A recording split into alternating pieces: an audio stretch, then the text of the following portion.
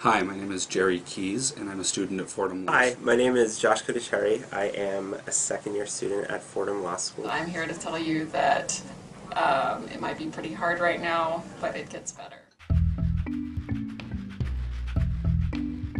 So Outlaws is an LGBT group of law students at Fordham Law School. I think the university is a really important place to discuss LGBT issues. You're in an atmosphere where your kind of one charge is to think, to like read and learn and discuss and think. It's such a unique and valuable opportunity to be able to really explore different things.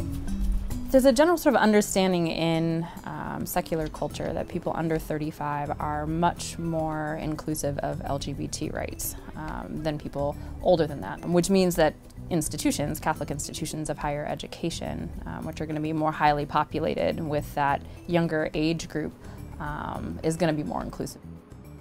Well, it's no secret that a lot of Catholic universities have distanced themselves from the Catholic part and affirmed the university side of that name. The Church is, of course, in favor of charity and love toward all, including people with problems, which are all of us. Those who have a specific problem with same-sex attraction, they need guidance, help, and support to help them overcome that or to live at peace with it. Student support groups that would affirm people in lifestyle and behavior that went against the Church's teaching would be very dangerous. It can be sort of paradoxical in a sense, where at the one side of it you have a Catholic institution and the idea that all persons are worthy of dignity and respect. Yes, you're created in the image of God, but you're somehow created less than the image of your straight roommate or counterpart or classmate or teacher. So that sort of double messaging can be incredibly confusing. The presence of an LGBT group within a church, within a parish, it's something that groups struggle with a lot.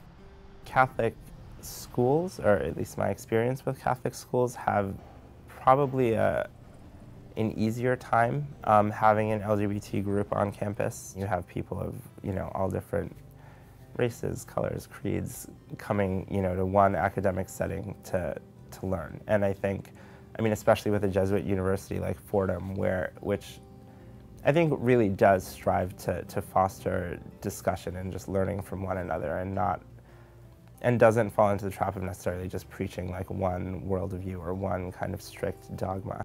There's a presupposition there that the Church is a democracy and that if there's an opinion poll showing something, then the leadership has to get in line.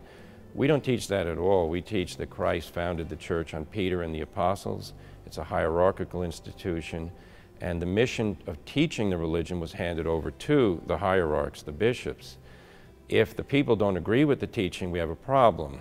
But the solution is not to ditch the teaching. The Church doesn't teach about homosexuality because it decided among itself, this is where we're going to fall on this issue. This is something that's in the Bible, it's foundational, it's in Christian anthropology. I think notions of faithful practice of a religion ought to entail knowing what it is you're in fact practicing.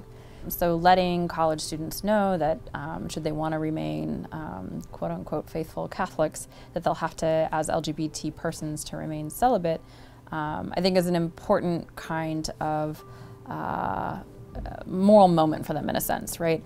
For them to figure out whether or not their compass, their moral compass aligns with the Catholic hierarchy and its teachings, or whether or not they indeed want to leave the Catholic Church. Well, I think a lot of LGBT Catholics have left the Church because they felt alienated. I say this all the time, I feel really lucky to go to a church that's really progressive and really inclusive, that I still get to practice my religion the way that I grew up practicing it, without having to kind of compromise or sacrifice a pretty essential aspect of who I am as a human being. And while I recognize that, yes, there is this hierarchy, there's still this critical element of conscience and of faith. I don't think the Church would have survived, 2,000 years had people not undergone that reflection and that kind of continuous education.